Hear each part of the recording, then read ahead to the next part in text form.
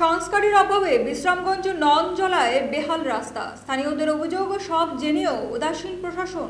কয়েক কিলোমিটার নয়, কয়েক মাইল নয়, মাত্র কয়েক মিটার দূরত্ব সিপাহীজলা জেলা সদর বিশ্রামগঞ্জ থেকে ননজলা এলাকা। অভিযোগ, বিগত প্রায় 3 বছর ধরে বিশ্রামগঞ্জ ননজলা এলাকার রাস্তা বেহাল হয়ে রয়েছে। রাস্তার সমস্ত ইট উঠে গিয়েছে, রাস্তার মধ্য দিয়ে প্রবাহিত হচ্ছে জল। রাস্তার মধ্যে বড় বড় গর্ত হয়ে গেছে, গর্তের মধ্যে জমে রয়েছে জল। অ্যাম্বুলেন্স এবং ফায়ার সার্ভিস গ্রামে প্রবেশ করতে পারছে না।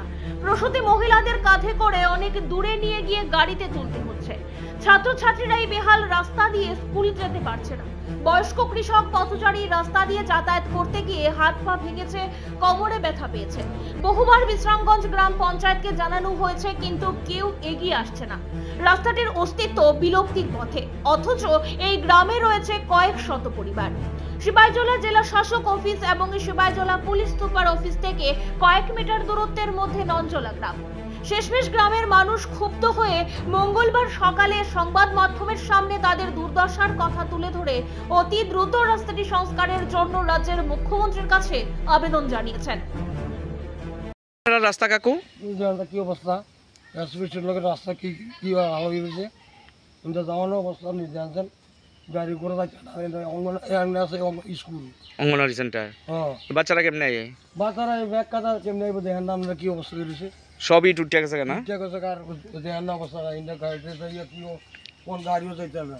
বাইশে একটা রুগী টুগি নেওয়ানোর অবস্থাটাতে কি করে নিব কোনছেন আমরা কোন না।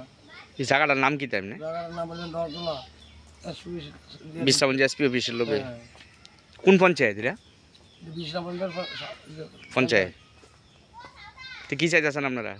শীতে রাস্তাঘাটটা তো আমরা ভালো করে মেরামত করে দিলে ভালো, জনসাধারণ সবাই গেল সুযোগ সুবিধা হইলো। কতদিন ধরে এমন? হ্যাঁ, কতদিন ধরে এমন হয়ে গেছে তো প্রায় বছর 3-4 বছর হয়ে গেছে, বুঝলেন। সংস্কার নাই, সংস্কার নাই। শীঘ্রই যেন রাস্তাটি সংস্কার করে চলন উপযোগী করে, এমনটাই দাবি এলাকাবাসীদের। এখন দেখার বিষয় কবে নাগাদ টনক নড়ে সংশ্লিষ্ট কর্তৃপক্ষের।